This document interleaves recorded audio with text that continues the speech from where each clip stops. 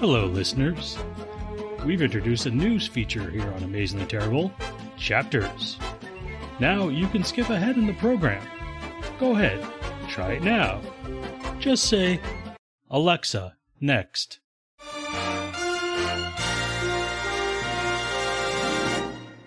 This week on Amazingly Terrible, we are watching King Arthur and the Knights of Justice, Episode 1, Opening Kickoff. Knights, knights, knights. Knights, knights, knights, knights, knights, knights, knights, knights. It never gets old.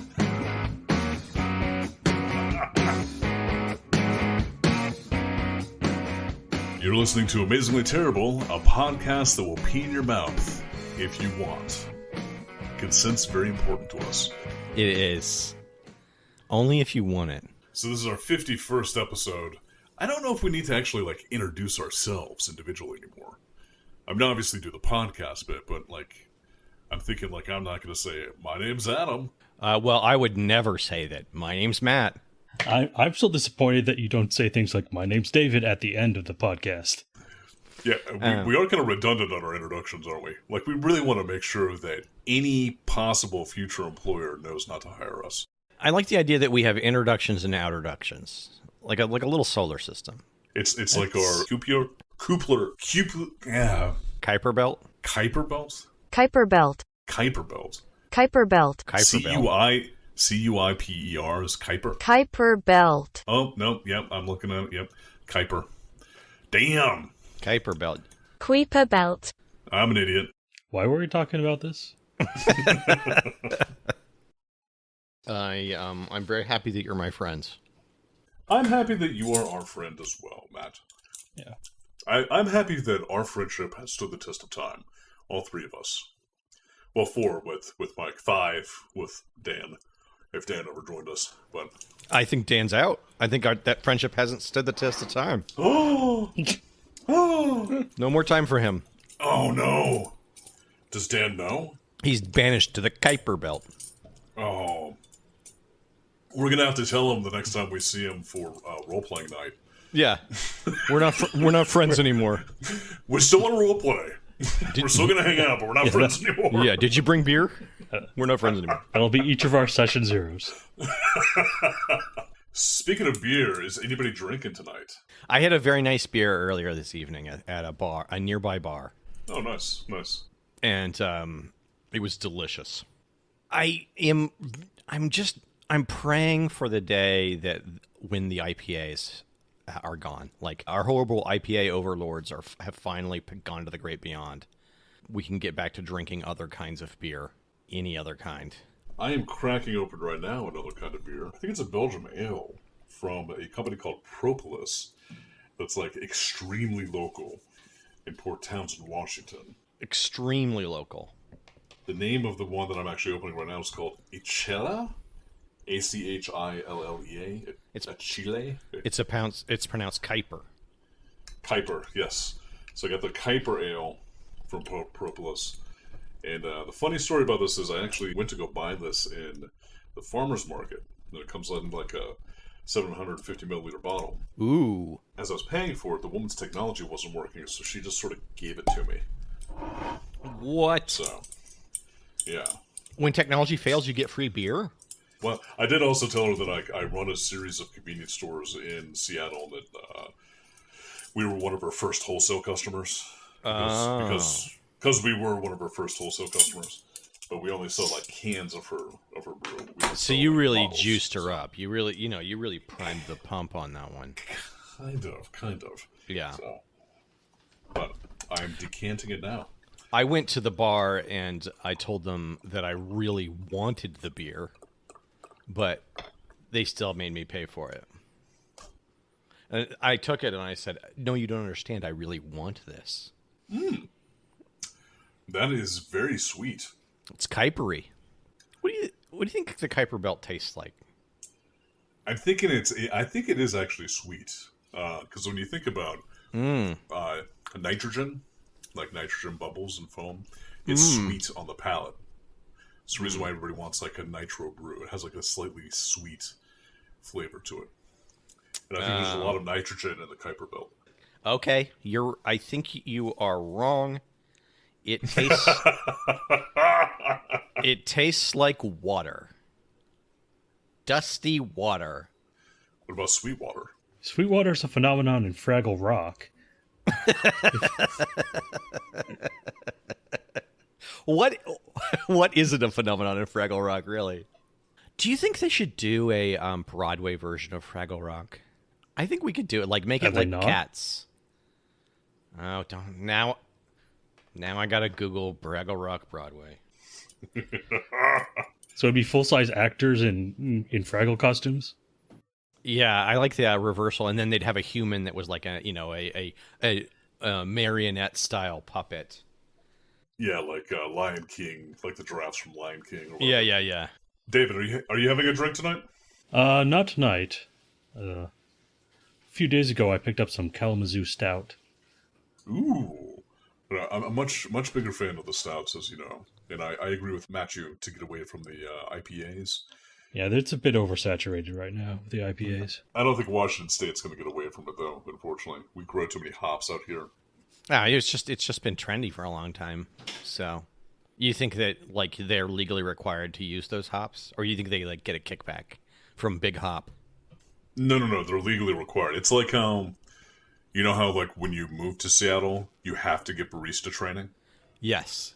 Yeah, it's like that. If you have a brewery in Seattle, you are legally mandated to use hops. Mm-hmm. They just ship it right to you for government hops to you. Government hops, exactly.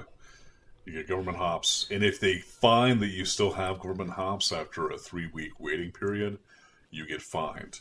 Just like if you live in Wisconsin, it's illegal to not have cheese in your mouth if you're talking. Exactly. So you always have to carry around those little Baby Bell cheese squares if you want to carry on a conversation. Yeah, and then like if you're actually like having intercourse with someone, the lube has to be Borsal. Ugh.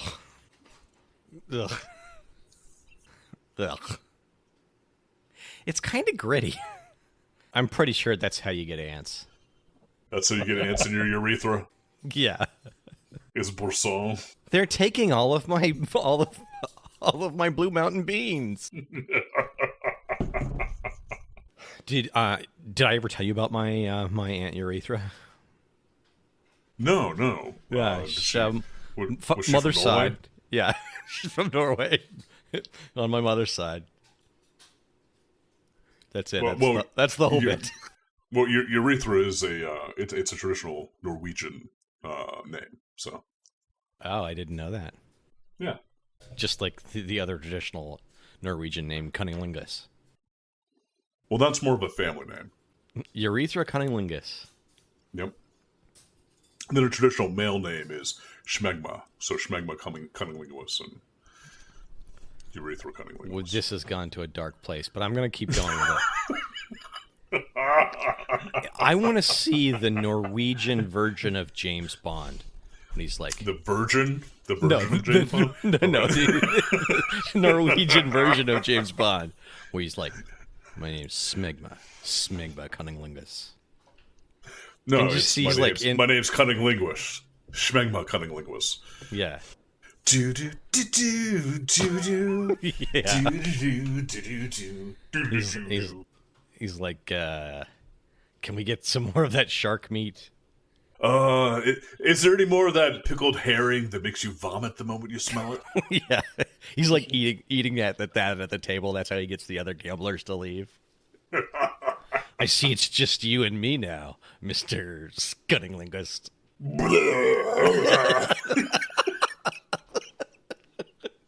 Oh, Jesus. Have you seen those videos on YouTube where people actually try to eat that without cleaning it first?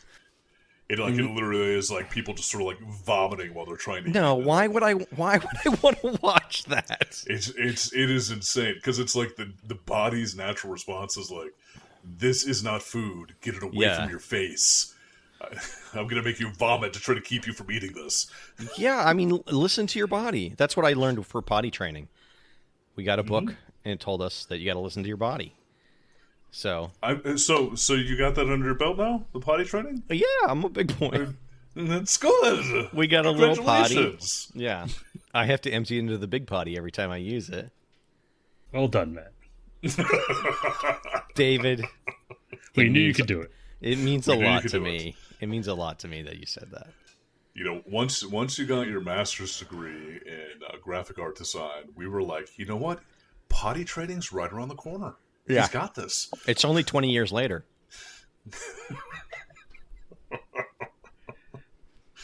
Yeah.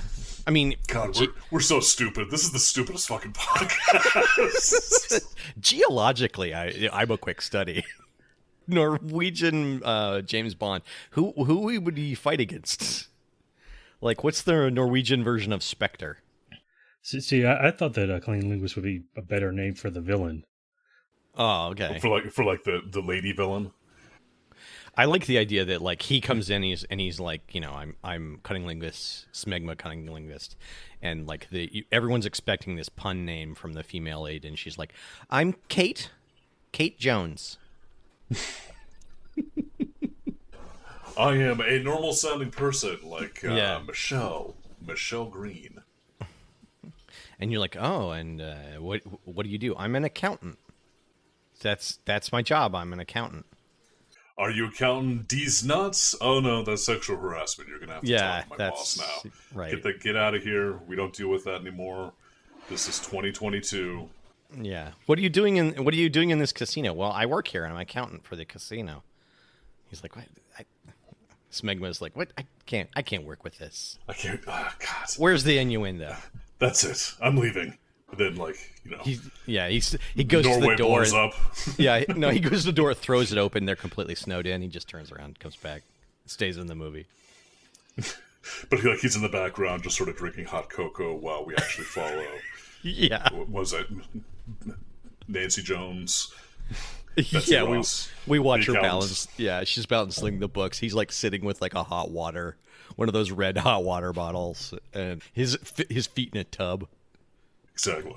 Yeah. And then like she turns to Mike Smith, the fraud agent that is employed by the casino to do some forensics accounting, and she's like, "My God, we're missing $100," and he's like, "I'm on it."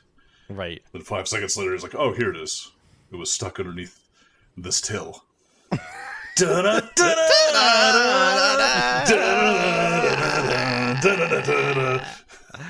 Yeah. Damn, Mike. And then they have like a very steamy sex scene. That's just the rest of the movie is just... No. They have like a tender, loving, like generous and kind sex scene. Which is why it takes like the rest of the movie, because they like pay a lot of attention to like the foreplay and like making sure everybody was comfortable ahead of time. And this is a movie in Norway, so like sex is okay. It's actually positive. So, and they don't like the violence. That's the reason why. That's why we get this movie. They don't. Yeah, I like the idea that maybe like at the start, it's like it's a little awkward. It's like they don't quite know what to do, but like you can tell they really, love each other, and that just shines through. And then, then they really have a moment. And you see like the playfulness, like when like Pretty Woman, when like she was reaching in for like the necklace, and he closes the box on her hand, and she laughs. Yeah. Instead of saying, "Ow! Who the fuck does that?" Yeah, what's wrong with dick? You? Do you think Richard Gere is like the kind of guy who walks around with one of those like fake gum sticks where if you try to pull the gum out, it snaps down on your finger? Oh, like it's like a modified mousetrap sort of a thing. Yeah, you've never played one of those, or seen one of those? Nope.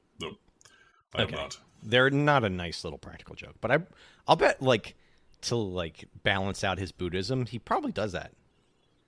So to balance out his Buddhism, he has like violent practical jokes that he pulls on random strangers. Just like a kind of shitty one, Like, because what are you gonna do when like Richard Gere comes up and he's got like this shitty little? He's like, "Hey, you want a piece of gum?" And you go to pull out the gum and like snaps on your finger. What are you gonna? I mean, like, it's Richard Gere. What are you gonna do? You're gonna be like, "Ow, gerbil man." Remember the 90s when people talked about you putting gerbils in your butt? Yeah, remember when you were relevant to gerbils? What's wrong with you? Gerbil What's gate. wrong with you? That's what we call your Brutus? butthole. God. It's like Baldur's Gate for gerbils. Yeah, yeah. Welcome to the magical land of Richard Greer's anus. This kingdom was established nigh on 30 years ago. Yeah, what would be the James Bond of Richard Gere's anus? Mike. What would that movie look Hunt. like? Mike Hunt. Oh, jeez. That's too much. No, like... I took it too far. I ruined the bit. Yeah, you ruined God it. damn it. How could you? Podcast over. Well, everything, they're all gerbils in there, right? And like they have a whole gerbil society inside his butt, so much to the point where they make gerbil movies, and they have their gerbil version of James Bond. So he comes on the screen, he's like, my name is Sniffles. Yeah. Mr. Sniffles. Yeah. Ba ba ba da da da da da. Yeah. And instead of like going down the barrel of a gun, we go into his butt. But they're still rifling. Everyone, Richard Gere's butt is rifled. It's a known fact. Right. Yeah. For accuracy.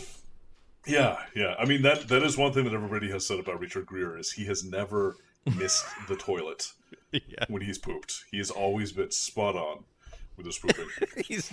He's potty trained. I mean, he was kind of an inspiration for me. When I got out of grade school, I was like, one day I'm gonna poop like Richard Gere. And you pull the pendant out from under your shirt that's got the picture of Richard Gere's butthole on it, and you kiss it and put it back in. Yeah, it's a locket. I open it. It's his two cheeks. And he was set in the locket.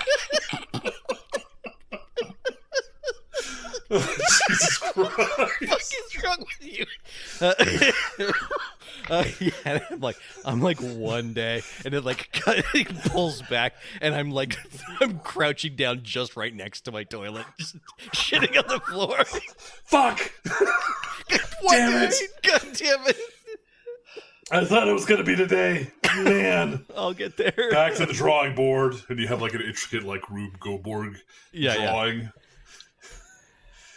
I have like one of those conspiracy walls, but every picture's a toilet. It's just a bunch of like red yarn attaching it to the toilets. Yeah. And then it all comes back to just the picture of Richard Gere's butthole that you have an extra blown up version of.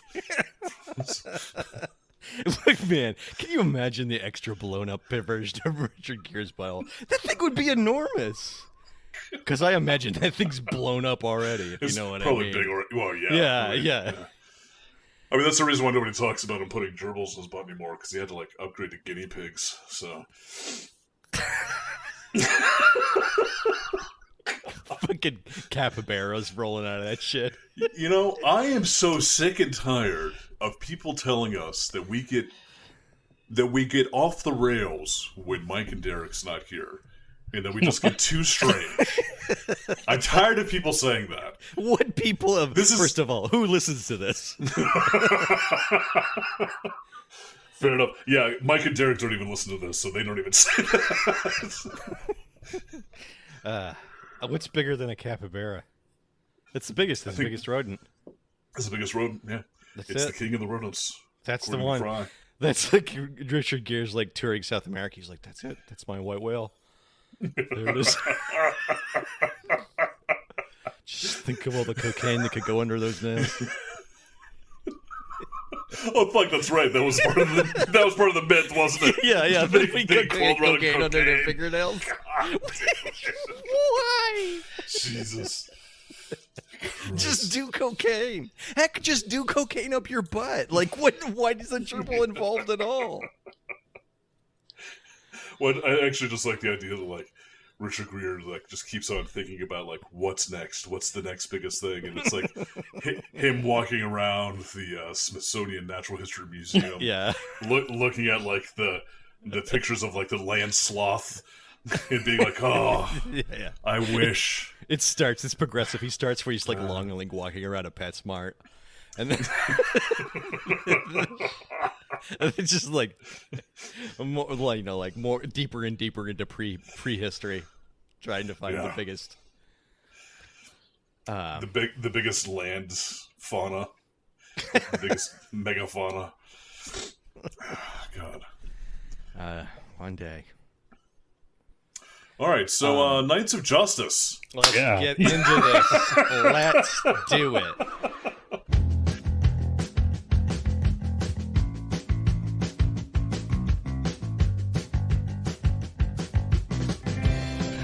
All right. King Arthur and the Knights of Justice. If you want a recap of some like the technical specs, I should just go back and listen to episode 29. It was about a year ago. Oh, so. Guys, I just realized we need to start planning now. Why?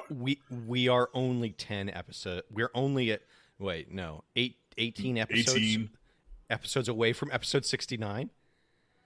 Yeah, we are. Yeah. 69. 69. That's gonna be... Okay, hold on. Is there a cartoon that has Richard Gere in it? Maybe we need to actually... How many different ways can you pronounce his name? Greer. I don't think you've done it the same way twice ever. Richard Groper. I don't know. I think we might be able to find something that he's in. Well, first of all, yuck. I don't want to watch him. For the 69th episode? Come on. We got to do something special for episode 69. I feel like we need to make it a very special episode for one of our members, like Mike. Yeah. Oh. Is this when we finally watched Stripperella? Yeah, that's probably good. If it's for Mike, then yeah, probably. Okay, I take it back. Let's do it for somebody who's actually good. I don't know. Derek, maybe? I don't know. David. We got to do it for David. Don't tell him. Yeah, don't tell him. Yes, it'll be a secret. Don't tell him. All right. King Arthur and the Knights of Justice. As we mentioned in episode 29, King Arthur and the Knights of Justice is the cool jock cartoon. Yeah. And Arthur and his knights are actually football players from modern-day New York. For that crossover D&D jock audience. When they come back in time, they wear armor that's emblazoned with their weapon of choice, and their shields are emblazoned with their creature that they can summon, but they never summon the creatures because it's too hard to animate. Mm-hmm. So, except in stage canned animations in each episode. Yeah. The opening honestly still gets me, though. The bitchin' hair metal intro. Yeah. Yeah, I kind of breezed through it this time. I mean, one thing that kind of gets me is the title. It just looks like they just went in and picked the medieval font from Microsoft Word and put the title in that, and then they're like, "Yep, we're done." Yeah, it's not even like they don't have any background to the title. Like literally, the title's just written over the animation. It's like nothing burger. Yeah. So. And the kerning. Anyway, in this, we decided this time we rolled it. If you haven't listened to our episodes, we rolled this cartoon again.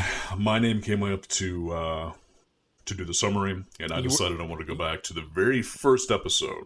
I like the idea that you were tapped. Like, we should use that. I was tapped. Yeah, like it's an honor. Yeah. David saved up his mana so he can expend it to then tap me for this episode. There we go. You can't save your mana. You'll get mana burn. Boom. Boom. Gotta use your mana. Is that what's happening to my butthole? But yes, I was tapped for this episode. So I decided to go back to episode 1 so we can actually get all of our answers, or get all of our questions answered regarding to the beginning. King Arthur, the Knights of Justice. Back to the source. You have to unravel this convoluted plot. Yeah. Exactly. The one we could summarize in a sentence?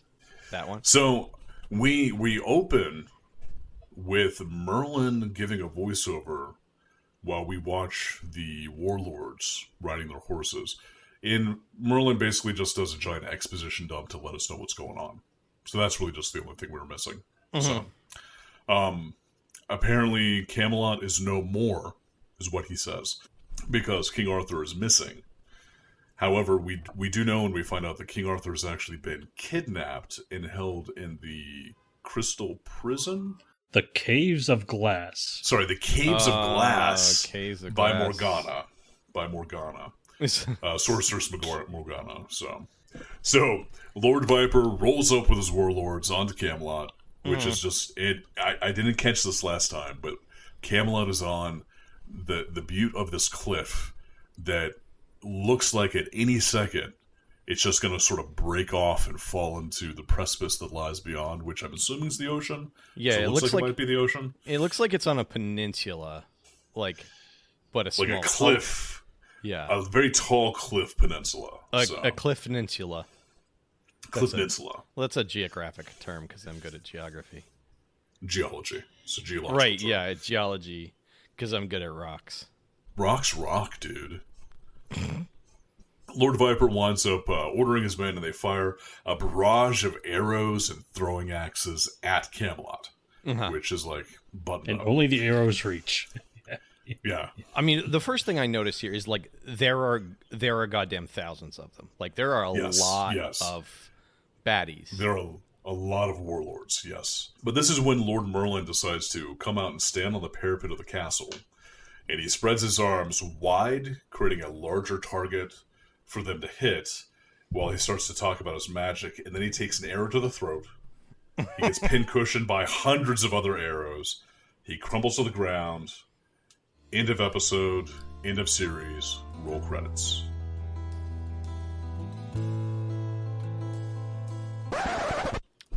I just like that it's not like they're doing volleys of arrows. There is a nonstop arrow rain. Like it is the consistency of raindrops, how many arrows are coming down. And they're also managed to do this from horseback.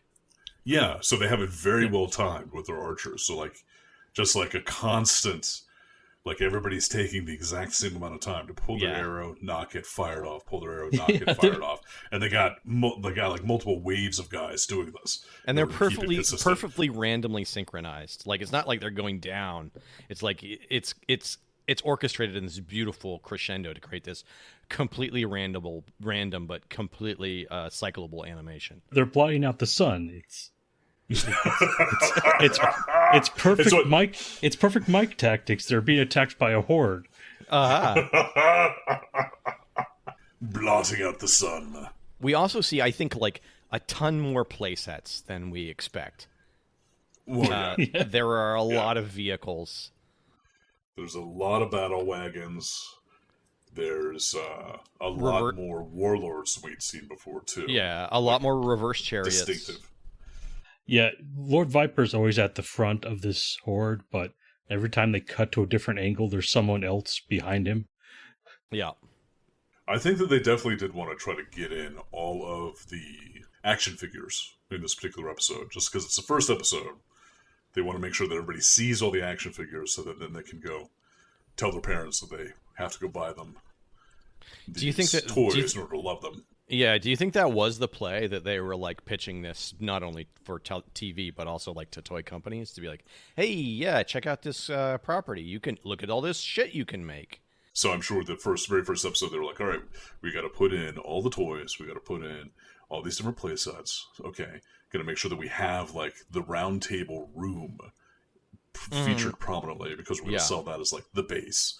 Okay, we've got to get past minute 3 here. Okay.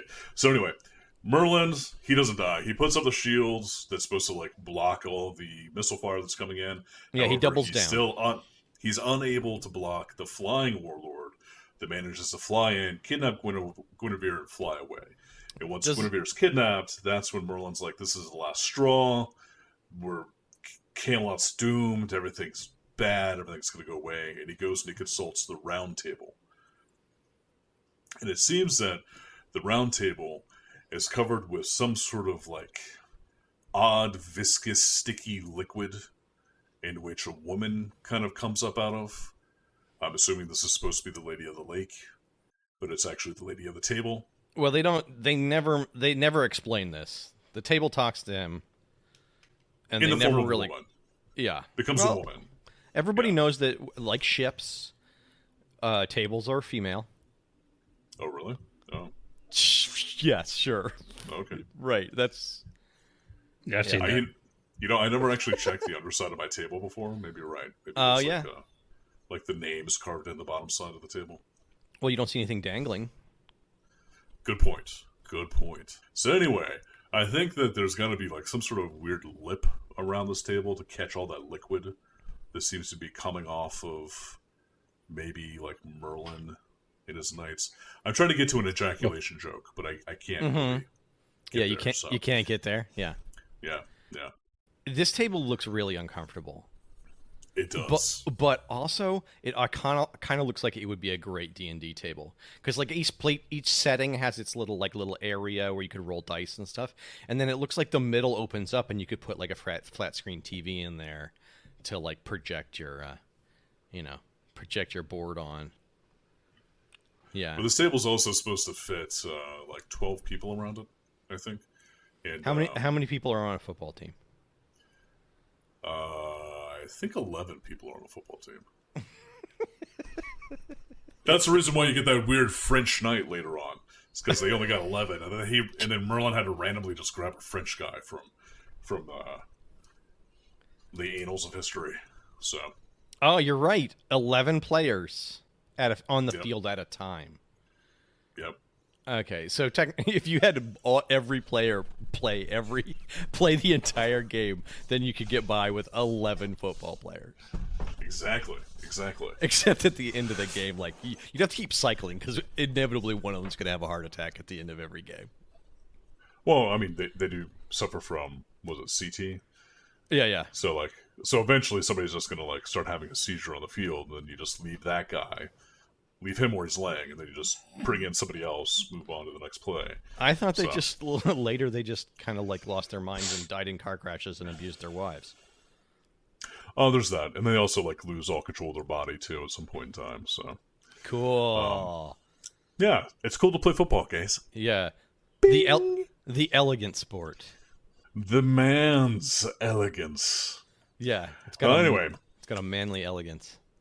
The Lady of the Lake pops up and she's like, Merlin, dude, throughout time, there are 12 good men that might be able to help.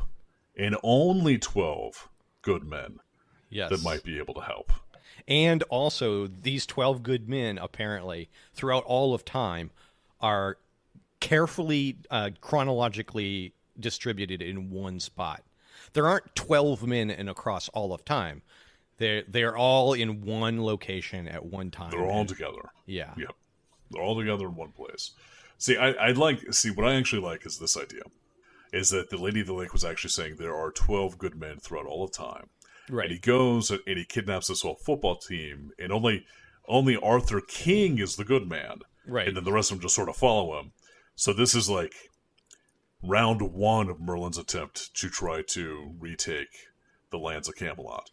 And when they fail, he's going to then go back through time and be like, okay, I'm going to grab Gandhi now, and 11 of Gandhi's followers. Boom. I don't know that Arthur Jesus is now. the good man. Like I don't know. Yeah, Gandhi, Jesus, and Arthur. It's like, what am I doing here exactly? You don't think Jesus and his 11 apostles would be? I know he's got 12, but they're just going to leave Judas behind. But no. So Merlin then shoots out some sort of like weird cum lightning again, and then he disappears and like flies off in the air as pure energy or whatever. And then we cut to Arthur King and the Knights football team winning their big game to the chanting of Knights, Knights, Knights, Knights, Knights, Knights, Knights, Knights, Knights. And to your comment earlier, Matt, I did actually write in my notes, it never gets old. It does not. Oh, it's beautiful. Do you think the other team is going days? Buffalo Bills, Buffalo Bills, Buffalo Bills, Buffalo Bills, Buffalo Bills. That's seriously the dumbest joke I have ever told. Yeah, but we doubled down, so. All right, we cut to the team bus now. And the team bus is being driven by one of the team members. Right. It's only team members on the bus. And this begs the question of what type of candy-ass team is this they can't afford a driver, but they purchase their own fucking bus? I would just like to point out that when we cut to the bus, we cut from them chanting Knights, Knights, Knights, to them being on the bus chanting Knights, Knights, Knights. Knights, Knights, so Knights, they Knights. must have been chanting Knights, Knights, Knights for The entire time. Hours while and they're hours. getting changed, while Yeah. they're showering. Yeah. All through the post game, like you know, While they're like slapping hands or whatever they do for football. Yeah. while they slapping The other team saying good game. good and they're game, just good screaming, game, good Knights, game, Knights, Knights. She's like, Jesus, I hate those guys.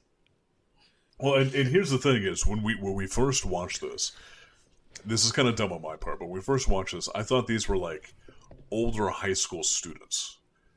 They were like 18-year-olds, 17, 18-year-olds, something like that, and that's what the New York Knights were. But now, obviously, they're adults because they're driving around in a bus. And they're talking about playing football. And they also reference the Washington Redskins at one point in time. Yeah, they didn't age well. Are they supposed to be pros? Are they supposed to be major league? Are they in the minors? Are they intramural? Are they a company football team? Like, what the fuck are they? They're just one of those roving football teams that wanders across this great land looking for worthy football matches to have. Like They just walk the earth like Cain. Yeah, like Hulk or Kung Fu. They just wander the Old West looking for football games. You get there, the Hulk music is playing where they're like sitting on the bus listening to an iPod. Yeah, exactly. Yeah, like a towel over their head. Like enjoying the scenery. Yeah. They're Not like matching at all, yeah. Yeah, they're like getting a rub down after the game from the masseuse and like the Hulk music is playing. They just kind of look wistfully off to the side. Well, during this scene when we first see them on the bus, this is also when we get a complete break of what the characters look like they should sound like in the actual voice actors they got to play these characters. Yes. So you got like the really big guy with a high-pitched voice. You got the pretty boy, the obvious pretty boy, who sounds like Woody fucking Allen. It just like, it took me right out of it. And I was like, that's it. See, this is I the can't scene. watch this anymore. This is the scene that taught me to hate again. Because, fuck, I hate these people. I hate all of these characters. I hate their shitty behavior. I hate their faces. I hate them chanting Knights. I hate the terrible racial stereotypes and the outrageous accents. Ugh, it's so annoying. Ugh. That's right. Ugh. Ugh. So, anyway, they're driving in a rainstorm, and Arthur suggests that they take the Old Cliff Face Road in this horrible rainstorm just so they can get back to New York a little bit faster. Even though their bus driver doesn't really seem to know how to drive the bus also. Right. So, also, why does he know this? Like, what? Did Arthur live around here? How does he have an encyclopedic knowledge of, like, the rural routes of northern New Jersey? I think this is actually what is a little bit more telling about his character. He's a serial killer. Okay, hold on. Hear me out. Okay, yeah. I am bought in. You don't need to tell me more. So he knows all the places where to dump a body, right? Mm-hmm. So obviously, the Old Cliff Face Road is going to be the perfect spot where he can drive around a corner pretty quickly, just open the door and like kick the body out, then it flies off the cliff. It goes right by Body Dumping Gully. Exactly. The reason why throughout time he's considered to be a quote-unquote good man is because they need to have somebody truly evil to defeat evil.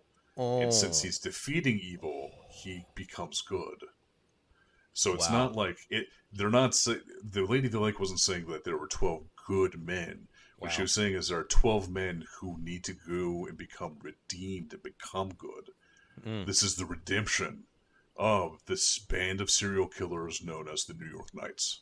So it's like you really American psychoed, you know, like the society is so sick that the mental illness that allows him to cleanse our society makes him good. Exactly. He's the Dexter of the whatever we're talking about here stuff. Anyway. He's the Dexter of terrible stereotypes. Go on. Let's get to minute 10. So at any rate, the bus driver Lug winds up driving the bus off the cliff face as predicted. He ricochets around a bunch of trees. They hit every fucking thing on the side of the hill. Yeah. This is like a very prolonged crash scene, basically. So we they ricochet off the trees, off of boulders. Suddenly, they drive through a magical Celtic gate that came out of nowhere, and that wasn't what transported them. They then go down a long tunnel that's on the other side of the magic Celtic gate. That doesn't transport them. And then they crash into a stone wall, and when they crash into the stone wall, they enter the fifth dimension, just like Buckaroo Banzai did with his interdimensional car at the beginning of the movie. You know what I'm talking about. And that's when they wind up back in Camelot. Remember, no matter where you go, there you are. Did anybody else feel like when they went into the cave, that was really that's what Richard Gere's asshole looks like? It's exactly what I was thinking about. That's why he's been in this in our conversation so much. Viewers at home, the symbol above it, that's a tattoo. Yeah, go to 1144 for a preview of a bus going into Richard Gere's a gerbil-driven bus going into Richard Gere's asshole. It's good times. Loaded to the brim with capybaras. So after this prolonged crash scene, they suddenly get splooged out onto the table, where Merlin is standing there gaslighting them, telling them about how the only way back is to find the 12 keys of truth, even though he was the one that transported them there in the first place. Exactly. Yeah. So, he's like, the only way out is this thing I made up. The only way out is through, guys. You just gotta keep going through Camelot. You gotta get to Morgana. Well, this is when we get to my favorite minute mark. Yep. Everybody's in tunics. Everybody looks the part though, and they're all sitting around the table. And then we get at 1306. Yes. Yes. One of the players was munching some butt. Really going. One of the players, cunning linguist, Schmegma cunning linguist, was showing his craft off to one of his teammates. Because we get one of the guys straddling the other guy's face, essentially. Just randomly. If you blink, you miss it. It is not suggestive. It is demonstrative. Exactly.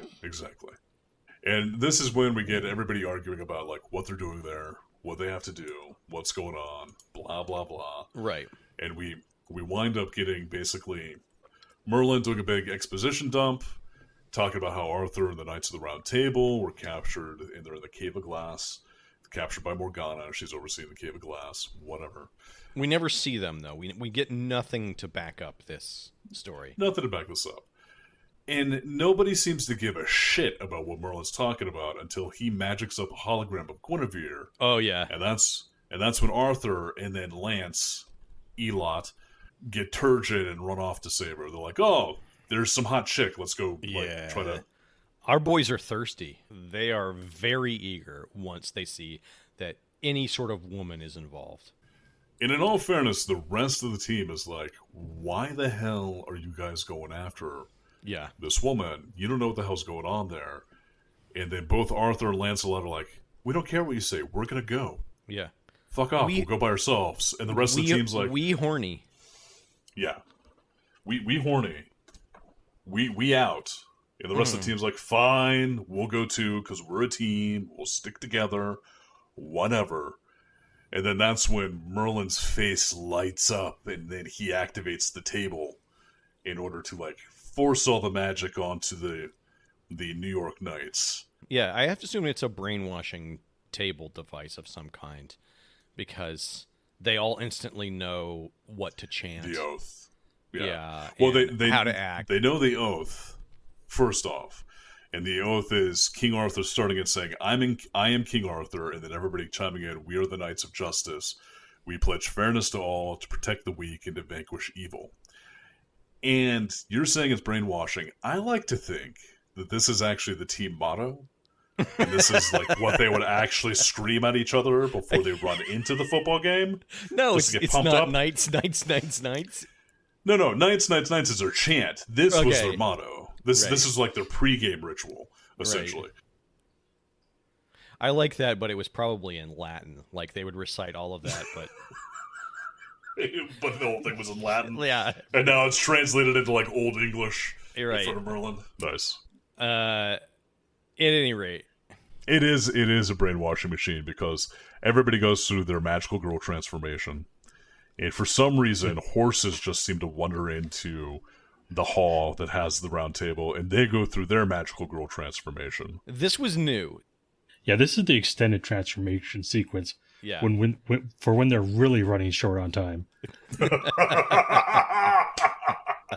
the animators were like, I don't want to animate another fucking fight scene. Yeah, we get Just to throw see this in here. Yeah, we get to see every character transform, but then also like there's just a random shot of like a horse in a cart, and then like more horses wander into frame, and then you got like a ton of horses. Yeah, and they start getting zapped with lightning, and that gives them crazy armor. Yeah, and then one of the characters says, "I'm a city boy. I don't know how to ride no horse." And then Merlin says that they should all magically know the skills they need to be knights, so they have the magical skills to wield their weapons, to ride horses, all this other stuff. And then we do a pan across the knights as they start to like run out into battle, and this is when we get my favorite knight at timestamp 1802. And this is the dipshit knight that has a football on his chest piece because he was so fucking stupid that Merlin couldn't even implant skills into his feeble little brain. So the only thing the guy can use in combat is a football. Yeah. So at that point, Merlin had like run out of ideas, and he was like, I don't know. What do you think? Football. Okay, football. All right, fine. It's a magic Whatever. football. Yeah, all right. You throw it hard. We're never doing it. We're never doing an episode about you. It's fine. You're one of the background knights. Nobody cares. Yeah. I also like that during this whole sequence, it's suddenly very, very smoky in this in the room. I have to imagine they were hotboxing the shit out of this room. Oh, that's how Merlin like prepped everything. Yeah, It's like he just had he had his were they braziers filled with like hemp and like peyote and whatever else he could find, just to make sure that like the whole idea stuck.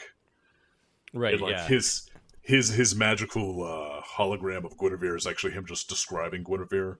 And like everybody's mind's eye made them think of who it looked like. Honestly, that makes a lot of sense, but I'm not going to do a gross impression of Merlin talking about the shape of Guinevere's boobs and like for that waving his hand in the air. For that, just go to timestamp. What is that? 1602 or 1603? What was your timestamp, David? Oh, 16 his face? Yeah, 1636. Yeah, just go to timestamp 1636. And you get to see Merlin's face as he's describing these things to the knights. He's very happy. He's very into it. I'm sorry, 1638. Yeah. That's the sound he's making with that face. Great. This is the kind of visual humor that plays great on a podcast. Yeah. So anyway, after that pan, we get all the knights running outside to go start their fight. And this is when we get an utterly unremarkable fight scene between all of the warlords and all the knights. And essentially, the only thing that's very interesting in all of this is one of the knights, one of the good guy knights, has a battle wagon that looks like a cock and balls. and then one of the dipshit warlords, who I like to just call dipshit, has a bunch of mallet heads, has like a mallet head strapped to each of his forearms, making it like the most absolutely useless weapon you could possibly think of.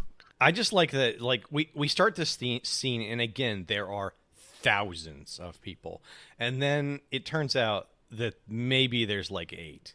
I don't know, because the fight scenes, we already know this about this animated series, the fight scenes are not very well animated. Yes. So it's kind of hard to tell what's going on half the time. It's confusing. And I like to think that really what happened was, in this particular fight scene, the group of knights sort of battle their way through...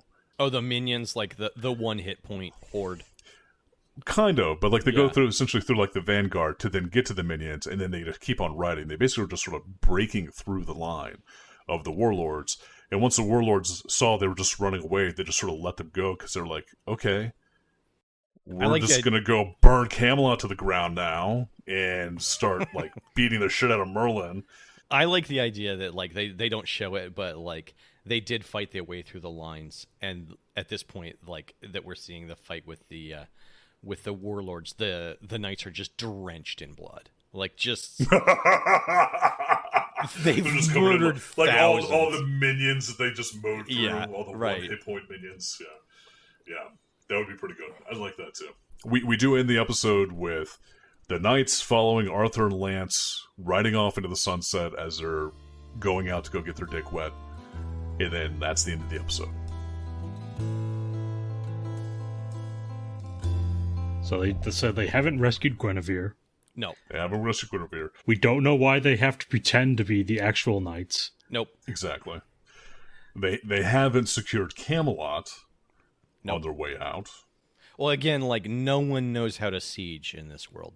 Sieging is very confusing because basically, like their idea of a siege was a cavalry charge. Yeah. Well, I mean, in all fairness, in the other episode that we watched, it seemed like the knights were like free to come and go as they pleased through the siege line, so it didn't really matter at all. It's really just sort of like what Viper's going for is like this super, super long game. Where he's just like, he's present so he can demoralize the people of Camelot so that they then like destroy themselves from the inside by making a mistake one day when they didn't get enough sleep because they were thinking about Lord Viper. That one time when they saw him out their window taking a poop in the forest and they're like, why was he straining so hard? Oh, it must be a gerbil stuck. Oh, no. And then they just keep thinking about it and they like can't stop, so they just don't get a good night's sleep. And then the next morning, when the blacksmith swings his hammer down, some of the other knights out misses to get gerbils. Yeah, exactly. Bring back gerbils. But honestly, like from what we can see of Camelot, this would be the easiest place to besiege. There is one entrance and exit, and it's surrounded by cliffs on all other sides. Yep. So what you have to do is just cut off that one spot. Yep. Very small spot too. Yeah. So my final thoughts on this are, I fucking hate this show.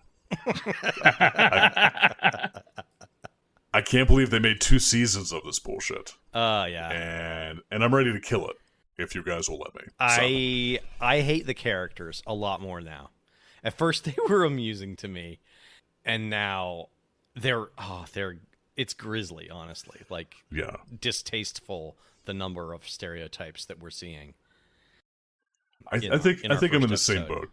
Yeah. I think I'm in the same boat. I think that's the reason why I wanted to keep it last time, because I was like, ooh, there must have been like an interesting story as to like how they got this all set up. No. It's dumb, it's banal, and it's racist. So yeah, that we still have so many unanswered questions. I know. I'm okay with that, because I'm pretty sure they're not going to get answered. You don't think they answer them in episode 2? What about the nope, mystery? I don't think they do. I really don't think they do. The fact they didn't address it here, the fact that they didn't address it in the other episode that we watched, I am fair certain that they just don't talk about it. They just don't bring it up. It's just Merlin's like, oh, everybody thinks you're Arthur, and King Arthur, or Arthur King is just like, okay, dope. I don't care as long as I get to see Guinevere. And that's probably what episode 2 is going to be. It's going to be like him, like, spouting some sort of like poetic love her from afar type thing, but he can't do anything because he's not actually King Arthur, and then that's it. I mean, from what we understand, he looks exactly like King Arthur. You know, later episodes she can't tell that he's not her king, except that he acts different. Yeah. I think he's, you know, cuckolding the king. Oh, you think that he's actually going to go for it? I mean, based on his behavior in this episode, that boy's thirsty. So you're right. I think that, okay, so episode 2, they save Guinevere, they get her back, whatever. Episode 3 opens with full frontal nudity of King Arthur getting out of bed with Guinevere. Yeah. Sweat drenching his body, like he grabs a flagon of meat and drinks. Is like, he's just that glistening. Was good. That was good. That was good. We fornicated, he'd say. Exactly. Yeah. And then outside the window of the tower, there's going to be a little boy watching that's going to be like, I know this magic. He's not the real King Arthur. So then Arthur King goes and pushes the boy off, and then he falls and becomes a paraplegic. Yeah. But then the boy gets the sight and takes over a dragon and becomes the king of Camelot. And the boy knew it wasn't King Arthur because Arthur King is circumcised. Exactly. Yeah. Exactly. And that boy knows the king's genitals That inside boy, and out. That boy knows all of the history of the English king's genitals shapes. So all the way through the Plantagenets, the Tudors, the Stuarts, like every line he knows the shape, size, hang, cut. Yeah. Well, he's got the book. He's got the gilded. Yeah, he's got the book. He's got the gilded book of dicks. No.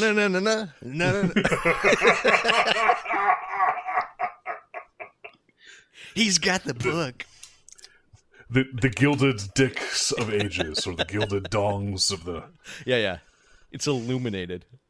It's an illuminated text. Exactly. Yeah, like hundreds of monks worked through the Middle Ages, slaving, burning precious, candles down to the nubbin to actually illuminate this book. And inside the room where they're actually like doing the illuminations, it's just like the casts of every king's cock and balls. Oh yeah, just on the walls where they like had to stick them into. Yeah, instead of their death masks, they have their dick masks. And exactly. Yeah, just lining the walls. So like each of the monks is just like looking very close up at each of the dicks as they're drawing. It's like they like get like eye to eye, like right up onto it. Well, so they can get every single detail. They all really study them. Vein. There's one monk in particular, Old Blind Peter. He knows every nook and cranny, and so you can put any in his sensitive hands, and he'll just say, Henry the Fourth. Mm-hmm. Yeah, just from a touch, he knows each of these castings. You know what was really sad though was when Old Blind Peter was captured by the Vikings, taken back to Norway. Uh-huh. And then he had to join the Cunnilingus family. And yeah, he's actually the great grandfather of Schmegma Cunnilingus. So I could just see him in Norway, just horrified because he has to touch all these non-royal dicks all the time. That's right. Yeah. All the filthy Viking. Well, actually, I think the Vikings were probably cleaner. These aren't Anglo-Saxon dicks. They're Dane dicks. Like that. Exactly. Yeah. All these Dane dicks everywhere. Look at these Dane dicks up in my house. Oh no! I see this Dane dick in my face. All right, David. What's our next segment? Okay, David. cut this into something. Oh no! I'm pretty sure David's going to give this one to me. Oh. I wish I had the foresight to make some sort of note that I would remember to do this. I like it. Well, I don't. Well, who cares what you don't like? I care. Yeah, and that's a real shame that Mike isn't here to complain about the terrible cell animation. Mm-hmm. And I think that Derek really wanted to watch this for some reason. Derek is this is like Derek's bread and butter. It really is. Yeah, because like he's all about like what was the other one that we keep watching? Prince Valiant. That he's a jock nerd. So, yep. And he's missed both episodes, so I think we have to keep this on the list. Oh God damn it, motherfucker! So we could watch episode 2. All right, I want to get rid of this. Get Derek and Mike. I guess I'm the tiebreaker here, and yeah. I think. Do you want to suffer alone, or do you want to inflict this on Derek? I feel like there's still horrible meat on these bones. Like, oh God, it's just too much garbage. Jesus Christ. Okay, half of this episode was about Richard Grere's butthole and gerbils. Yeah, but that's half of every episode, really.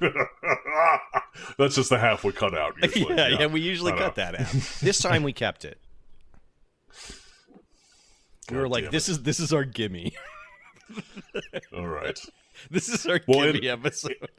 In all fairness, this show did manage to fit maybe like 5 minutes of plot into like a 27-minute episode.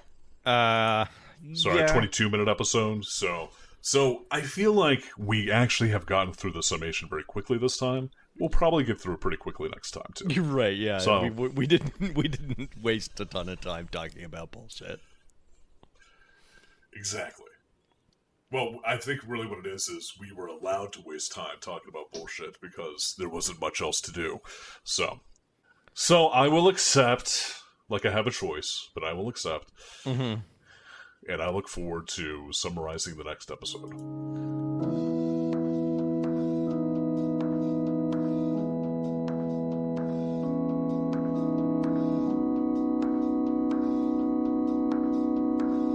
So, Adam, for summarizing this episode, what change do you want to make to the list? You know what I'm going to do? Because I'm feeling wacky. I want to buff Hammerman. That doesn't work.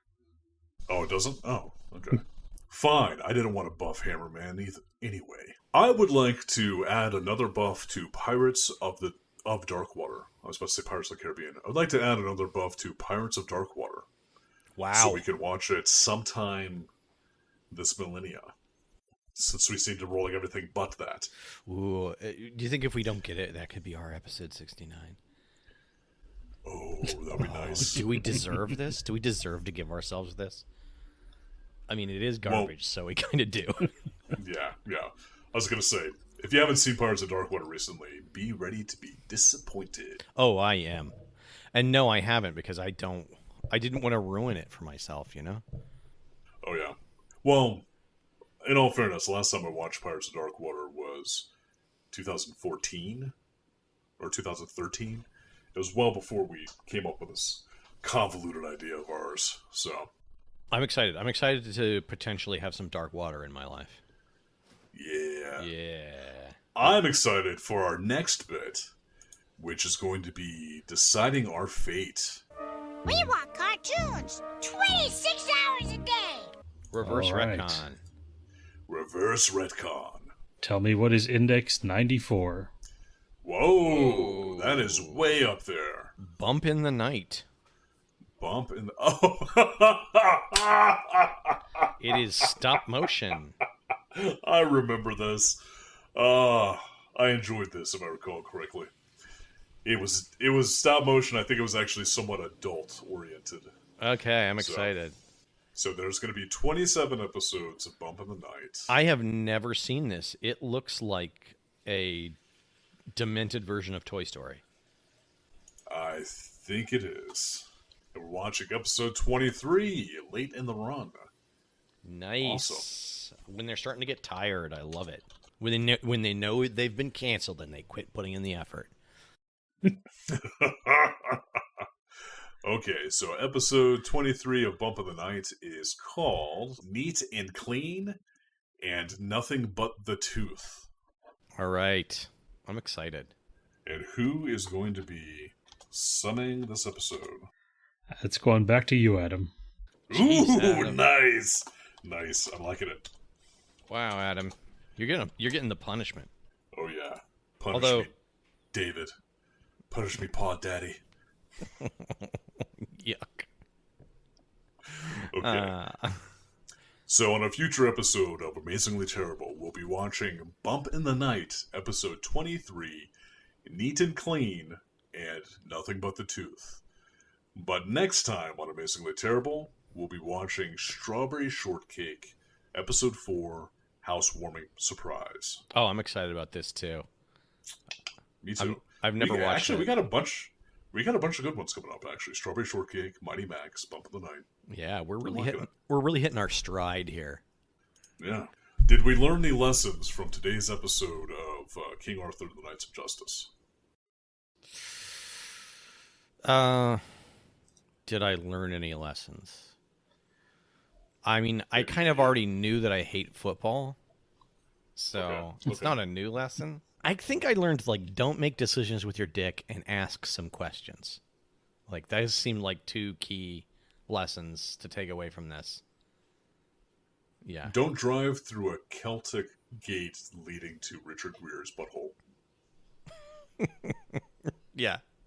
You I can think that's a good one, too. Yeah, you can drive through a Welsh gate, Yes, exactly. but not Exactly. a Celtic gate.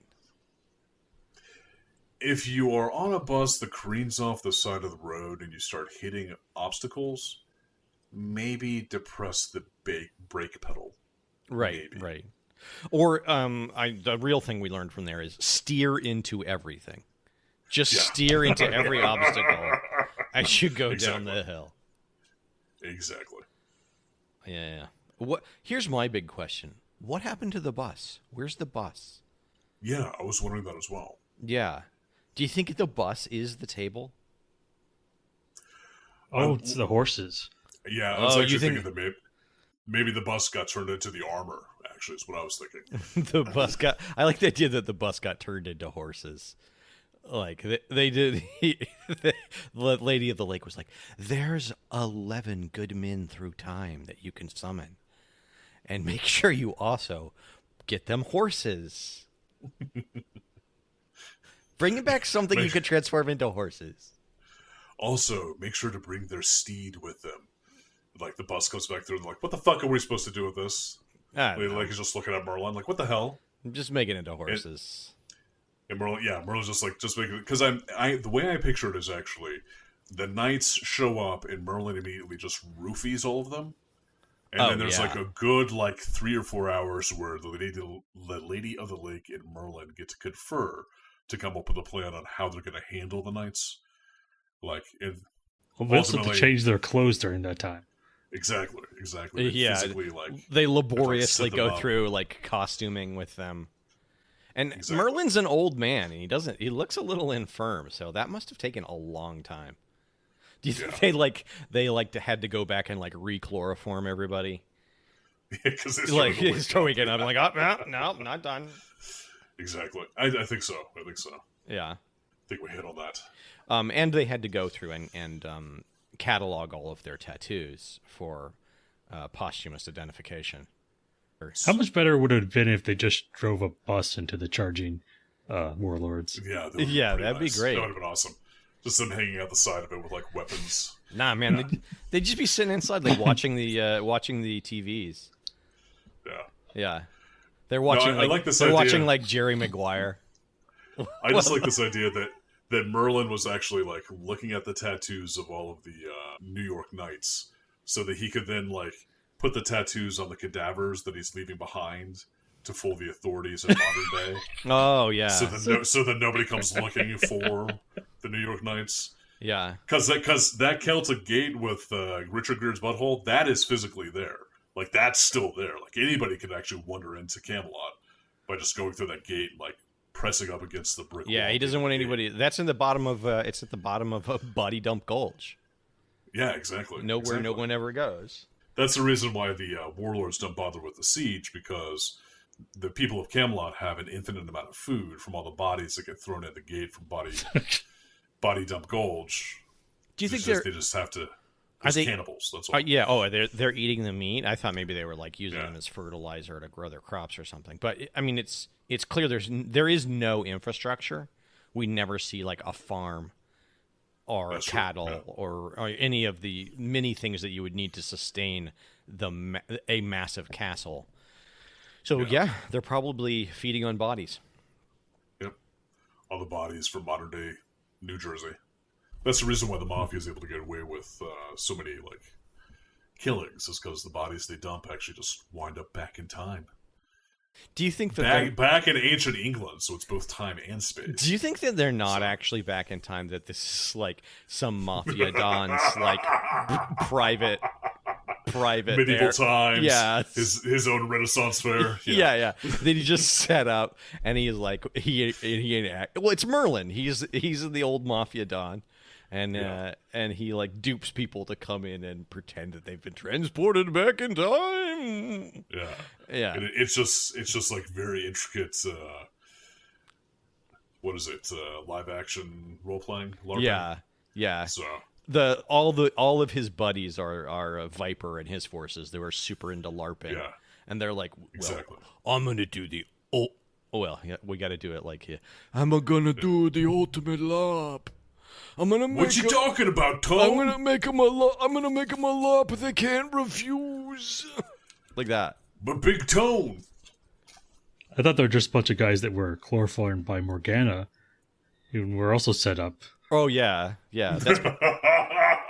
That's So Morgana was actually like the wife of the Mafia Don. Yeah, exactly. That's his that wife. got killed. Well, no, the Mafia Don died, so then Morgana was like, you know what? I'm going to make all these motherfuckers pay. This is their this is their complicated sex play. Like, this is how they compete. This is how complicated their foreplay and baroque their foreplay has gotten. Yes. Like, I can't this come. This is their cocaine dribble. I can't come unless we build an intricate medieval world, take on personas, and then dupe and brainwash innocent people into fighting for us in our Machiavellian schemes. All right, honey. Yes, dear. Yeah. Okay. Like all men, the minute I see a beautiful woman, I will do anything she says. Nice. Ah, good times. Good times. Yes, So, the best. Truly, it was the best of times. it was the blessed of times. It was the blurst of times. You stupid monkey. Well, I've been David. I have also been David, but currently... I am David. Yes, I am We David. are all David. We are Davidicus. We are the Davidicuses. Hang us all, Roman general. I would like to be crucified in the old style. Crucified my nuts first, Romans. I'm David. Crucify these nuts. David. My name's David, and I like it when you pound a nail through my dick. That's right. I am David Cunning Linguist. I'm Norwegian. I am the Norwegian David. Look at my my Danish David dick. Look at my Dane David dick. Dane, you look on this David dick? Dost thou deign to look? Dost thou deign David's dick? Yeah. Ye deign it so. Doff thy Dane dick, David. Sorry, David. Okay. Bye now. Bye, guys. Amazingly Terrible is produced by David and Adam. Music by Josh Woodward. Send your email to monotonouslyterrific@amazinglyterrible.com.